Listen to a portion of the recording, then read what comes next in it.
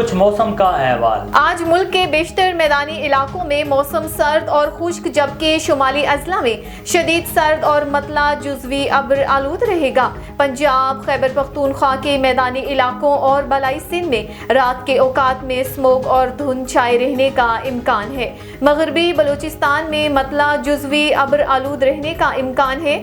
گزشتہ 24 گھنٹوں کے دوران ملک کے بیشتر علاقوں میں موسم سرد اور خشک رہا، جبکہ شمالی علاقوں میں شدید سرد رہا۔ جبکہ آج ریکارڈ کیے گئے کم سے کم درجہ حرارت لے -12، سکردو -7، گوپس، کالام، کالا، سری نگر -5، دیر اور کوئٹہ میں -3 ڈگری سینٹی گریڈ ریکارڈ کیا گیا ہے۔